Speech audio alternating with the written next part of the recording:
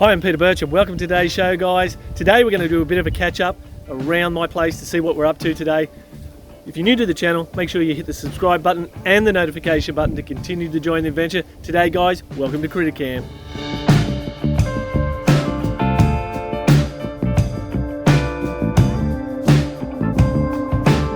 Well, guys, let's get this going. So, as you can see, it's overcast and it's cold as crap today. I mean, we're sitting around about 7 to 10 degrees Celsius. It is pretty cold. And in fact, I just want to do a bit of a catch up because it's so cold. I need to make sure that the animals outside are doing really well. So, you know, keeping them in outdoor enclosures is one thing, but making sure that they're nice and happy is another. You just got to really keep an eye on them. So, just checking on the blotched blue tongues, and these guys are built for cold conditions. They absolutely don't mind them at all. So these guys are in here in their home checking it out. They're really loving this nice thick substrate of hay that just keeps the immediate cold off them and allows them to bunker down for the nice cold winter that we're heading into. So the crazy thing is we're not even in winter yet. We're just on the edge of it. We're just heading in. It's mad. And I mean, we're going to get some cold temperatures down here. It's not unheard of for us to get down to the zero. I mean, up here on the hill, we oversee a valley. Down in the valley, they get the frost, so they get -2, -3 degrees. Up here on the hill, we're very lucky. And even the Easterns are hunkered down here. There's old Charlie, the good old girl. She's bunkered down there, chilling out. I guess chilling out in more than one way. So, just got to keep an eye on those guys while they're outside, because long-term cold, wet conditions is going to cause problems to those guys. So we've got to make sure that there's no moisture involved. The cold is not too bad as long as we don't have super prolonged amounts of cold weather. If it gets way too cold, then we're going to be doing something else to try and take the chill out of them. And this is one of the things that we'll be doing in the near future. Just acquired a whole heap of these bad boys right here from Zoo Med Australia. Nice, big, heavy-duty heat pads.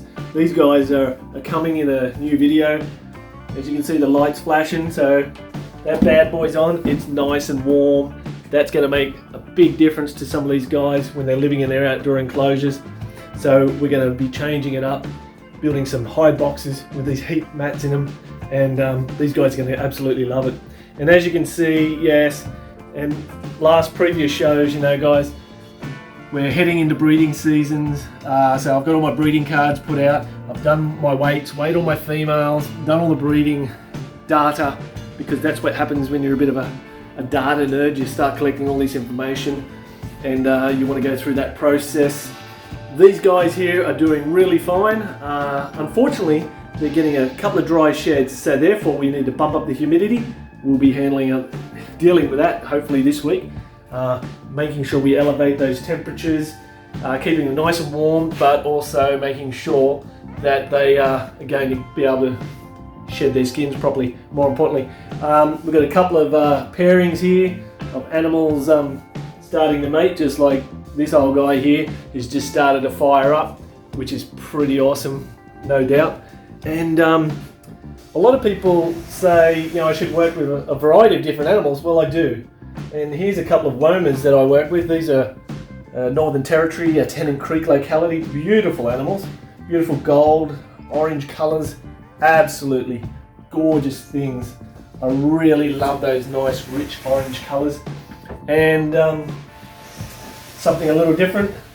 And these guys seem to be getting very cozy with each other. These are some Queensland womas, absolutely gorgeous. And there again, you know, a bit of smearing like we've talked about previously.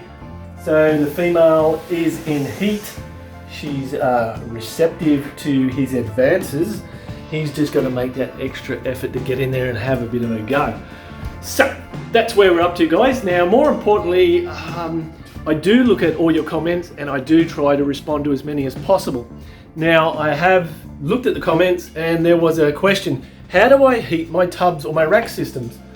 Well, in the back of my rack here, there is 2 lines routed into the back of the board, which means I've got 2 lots of heat cord running in the back of these tubs. So my rack system that's in here, I've got 2 lots of heat cord running in the back of these tubs, and it basically snakes around from top to bottom like this. I've got a thermostat that goes down one side, it's connected to it, nice digital thermostat, and it's Wi-Fi compatible. So therefore I can control it and watch everything on my phone. I can get alerts on my phone. I know when it's overheating or when it's underproducing the temperatures that I look for.